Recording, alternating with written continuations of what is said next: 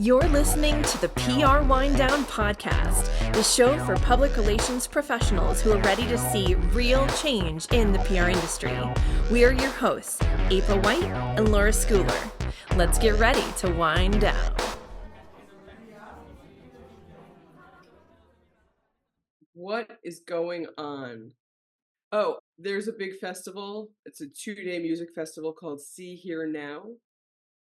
Every year for the past, 6 or 7 years in Asbury Park, New Jersey.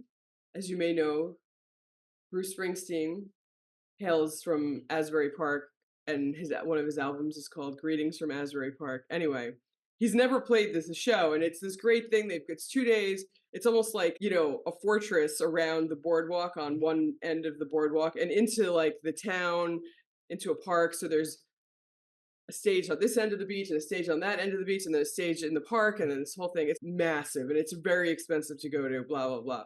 So he's never played it, but he played this year. The tickets were sold out in a minute and everybody was freaking out, except me.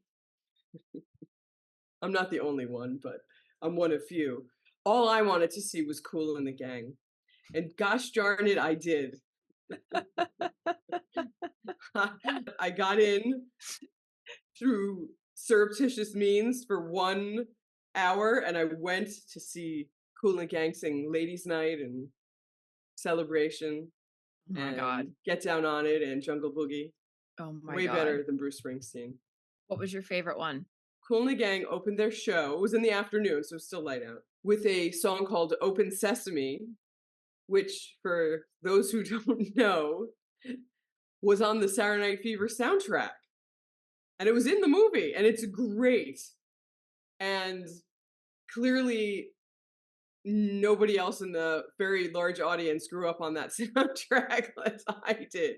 They're zoning out, and you're just like, and I was like, in heaven. It's what? Yeah, it was so good. They sounded really great, and I did, a few video clips, and they sounded so good. I mean, these guys are like, 70. I don't think that's all the original members, but it's many. Yeah. There's always an argument, who's better, Kool and the Gang or Earth, Wind, and Fire? And people tend to say Earth, Wind, and Fire, but I don't think they understand the breadth and the depth of Kool and the Gang. Okay. Who also are from Jersey City, New Jersey, if you did not know.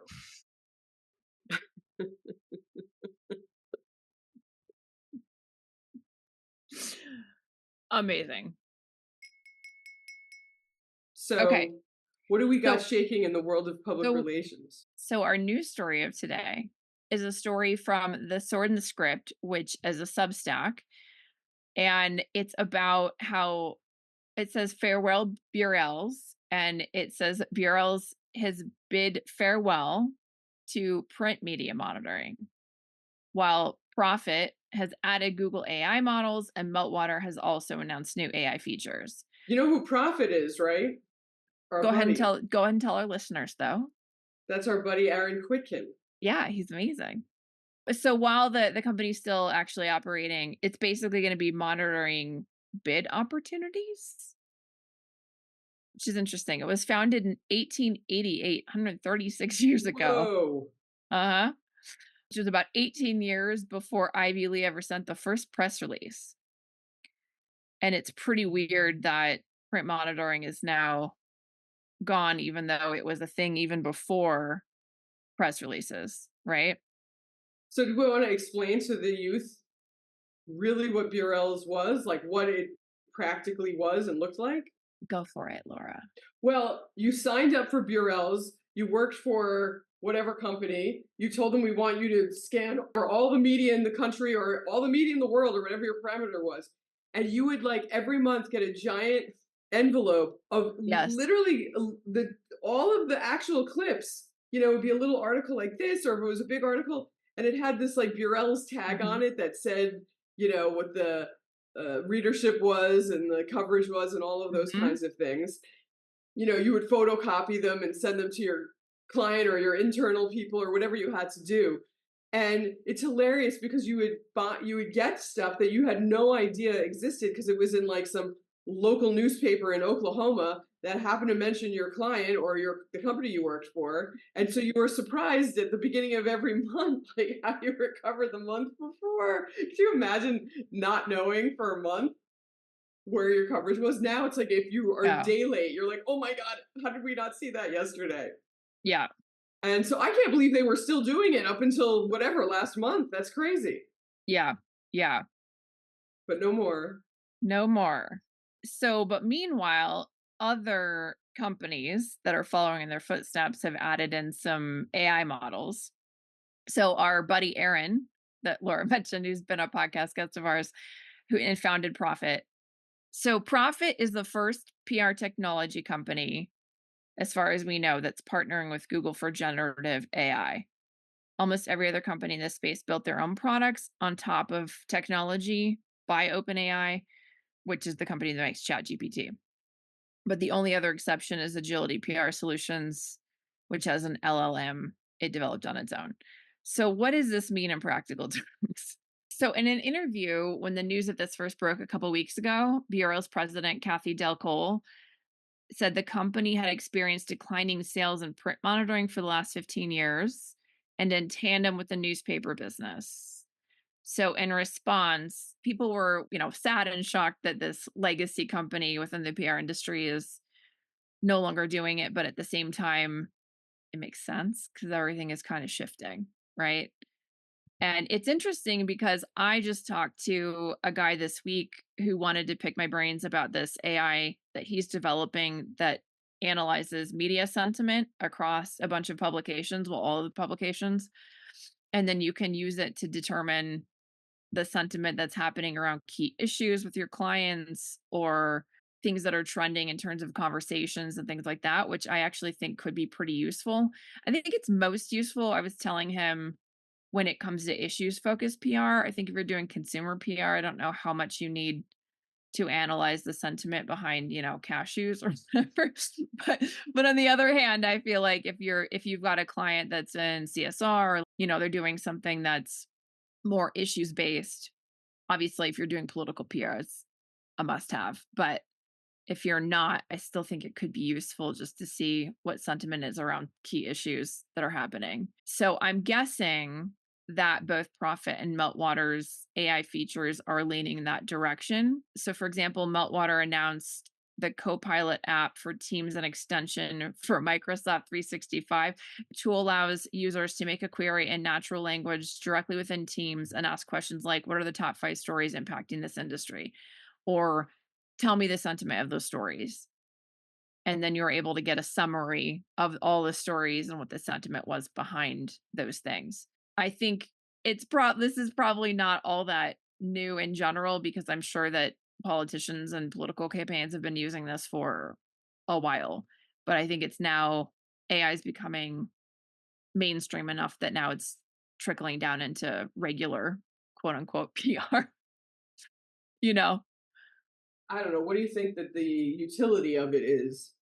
Is it necessary? Is it useful? Does it make sense yet? I think it makes sense and is useful depending on whether the client that you're representing has a brand sentiment issue they're trying to address through PR. So if, for example, they went through a crisis and they're trying to cover it up and get more positive sentiment going in the media, then it makes a lot of sense, right? If you're trying to recover somebody's reputation. I think if you've got an executive who misstepped and had something come out, same. I think if you've got a company that's dealing in or a brand that's dealing with hot topics, whether it's around global warming or something like that, I think it could be really useful to see shifts in that. The guy I talked to, for example, was saying that sometimes these political campaigns are using these sentiment analyses to then turn the narrative on its head. And the thing he showed me, you can actually track day to day or month over month or see a whole grid that shows you, okay, like the sentiment behind this politician or this company was at this place on May 1st. And then on June 5th, it was here. And then you can basically get micro data out of those points and then determine, okay, why did it shift on this date or what happened here? And so it just Right. allows you to do more analysis. I mean, like I said, if you've got a consumer brand and you've got gymnastics apparel, I don't Right. know that this is this useful. But I think if you've got a company that's dealing in anything where there's socio-political issues involved, I think it could be really useful. Right. Okay. I get this kind of thing for politics and I guess for people, right? Like if a CEO or whatever makes a huge misstep or has some big, person or business Crisis. news or whatever, right? For the sort of everyday run of the mill stuff, it's probably like, bringing a tank to a water gun fight or something. But, I'm sure giant consumer brand companies and financial companies and companies that are in weaponry or contract with the government or whatnot, that's probably most of what the PR people's jobs are about, right? Mhm. You and I just haven't been in those roles as often. I Right. have. I remember going back years ago before AI was really involved into Meltwater. We had, had to call up the Meltwater and be like, oh my God, can you find out what the sentiment around this is? Or we think Mhm. this is going to happen tomorrow. And can you be ready to, watch what's going on and give us a report first thing in the morning? I've had those things happen at some companies that I've worked for, but it wasn't an ongoing thing. It was a special crisis situation that we knew was coming or had just happened. Mhm. Yeah, the only other thing that comes to mind that could be really useful is in the past when brands wanted to do brand sentiment as one of their KPIs around Hmm. PR, Hmm. it was an incredibly expensive endeavor, and so Yep. it was cost prohibitive for most Right. clients. But if you had this at the start of your campaign, you could do an analysis of how the brand had been viewed over the last X amount of time, months, years, whatever, assuming that it can go back that far, Right. and then have a benchmark in place and say, okay, your overall brand sentiment when we did analysis through profit or whatever, right, was here. And then after our campaign was at the 6-month mark or the year mark, now it's here, right? So that could be really useful. Yeah. Is that all you have to say about that? Yes. Okay. Should we move on to what's up in Reddit? What's up in Reddit? Well, there's something really interesting that I never really thought of in this way, but maybe now I'm going to on Reddit from a mid-ish level PR professional working in earned media. So, meaning that they are doing a lot of pitching and trying to get interviews and stories written for their clients. Yep. They say, I will never forgive newsrooms for pretty much completely doing away with beats. Beats, not Beets. Yeah.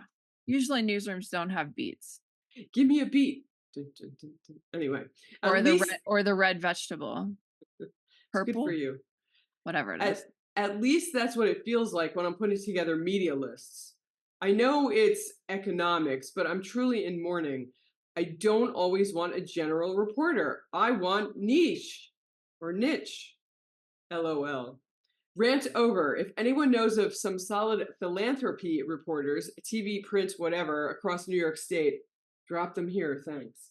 So then there's comments, as there are always on Reddits. Some of them are good.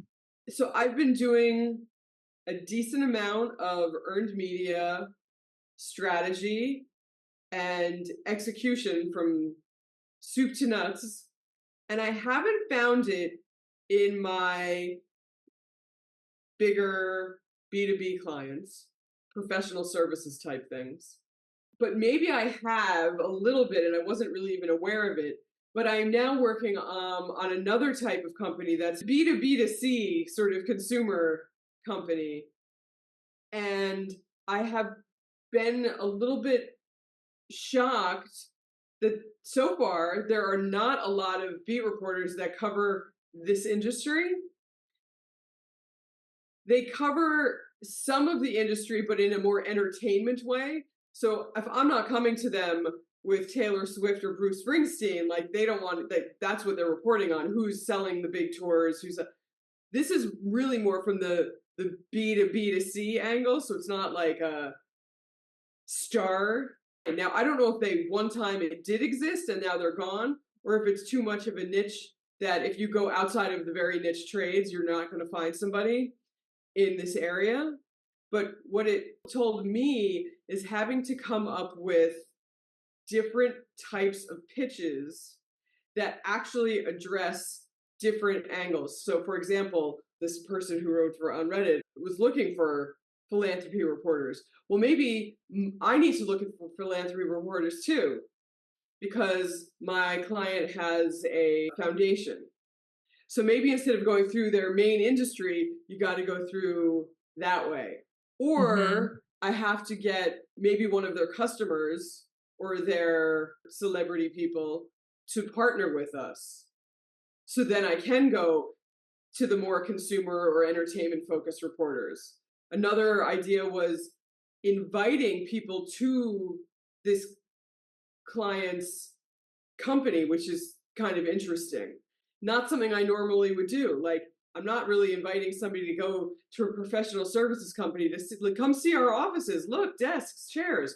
Well, this client of mine that's the B2B to C has makes something, makes things. So it's a more interesting story. So, and in that regard, maybe also there's a local angle or, I feel like you have to just come up with different ways in, and that will take you to different types of reporters. Now, there are clearly beat reporters left, but maybe this person is running into general business reporters, right? And that's the other thing. A lot of times if you're using Muck Rack or looking at Twitter or Threads or whatever, they'll say what they're interested in. That's the other thing. I'm trying to find the chupacabra who's really interested in what my client does, and not that they necessarily write about it. You like that? What a word, Laura. Not that they really necessarily write about this, but that they're so into what my client does that they'll make an effort to have their boss let them write about it. It's not totally out of the realm of what they write about.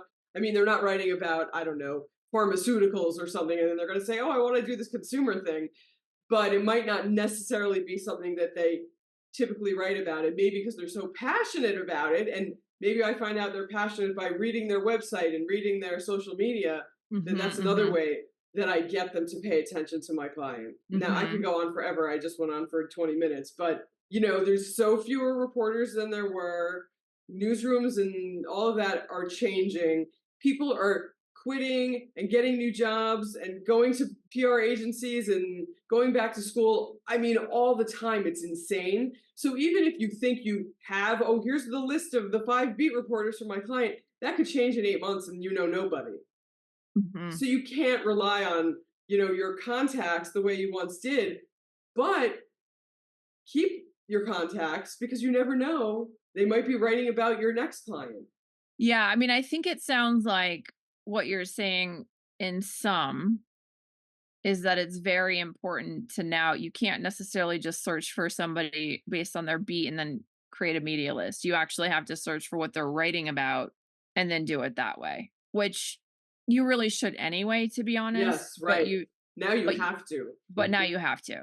Right. Yeah. Before you could sort of short sheet it, and now you can't anymore. So anyway, then as I read the comments to this person's Reddit post. I know some of the comments are worth reading, I think. A former journalist says they're going and disappearing at a rapid rate. And this former journalist says the fact that PR isn't adapting to the influencer world is worrying. I'm not really sure what that means. I'm not either. And then it says, I very much see PR engaging in the influencer space. Why do you say that? Genuinely curious. And then she says, or he says, acting wizard. Well, where I work and in my PR circle, newspapers are still very much the most, quote, high value lands, which is so incredibly backwards. So perhaps I'm biased from my point of view. But then somebody else said, investigator 516 says entire newsrooms have been gutted. Whoever's left over works general assignment until a beat related story comes up.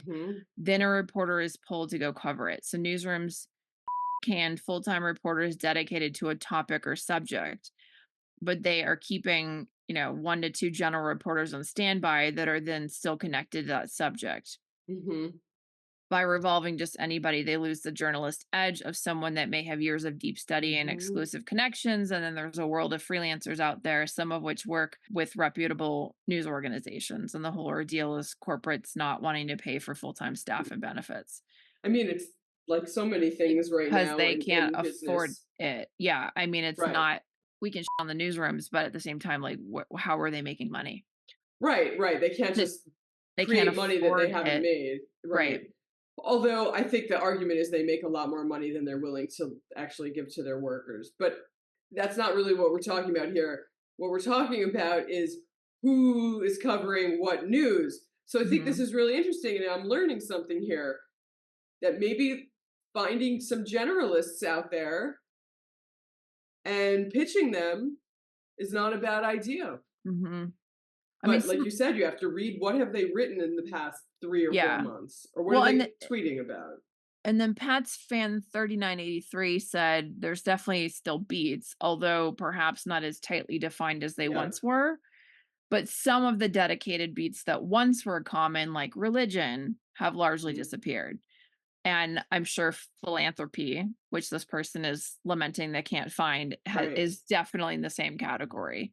So, I mean, I'm sure that there are plenty of people that still have beats, but I don't think they have that specific of a beat anymore. Right. No, there's, report like healthcare reporters. I mean, there's tons of those people are still on that beat, right? Sports reporters, they're on that beat.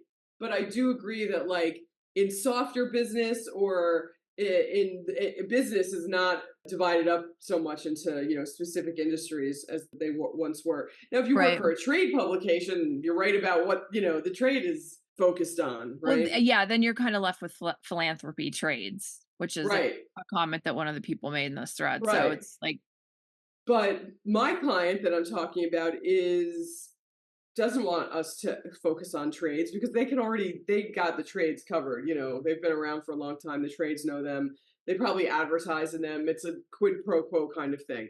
So what I need to be looking at is national media and like broadcast, TV, which is really hard to get into. Also, unless you're a known person, like a really known person, or have some huge multi-billion-dollar business story, it's not a shoe-in. You got to be moving markets or so famous that the network wants you on because they're going to sell more advertising because Tom Cruise is going to be on to talk about blah, blah, blah, or whatever. So that is challenging. And a lot of outlets have been going away and laying off their staff, like in just the past year, so many. So there's a lot fewer areas. So what do you do, right? I mean, and that's where things like influencer and social media, LinkedIn posts, all those things come in. But I think it's changing so fast that you think that and you have it covered in a month or two, you might not have it covered anymore. Yeah. Oh, as the world turns. Well, I think we're ready for our close. Laura, do you agree? Do you want to take us home? I agree. Thank you for tuning in for the PR Wind Down podcast. Remember to submit your own agency stories and questions and share our show with your friends and colleagues. If you subscribe and leave us a rating, it also helps us reach new listeners like you. 1, 2, 3. Can't wait to wind down with you again next time. I don't know why we still do that. Kitty, what are you meowing about? Jealous of the kitten.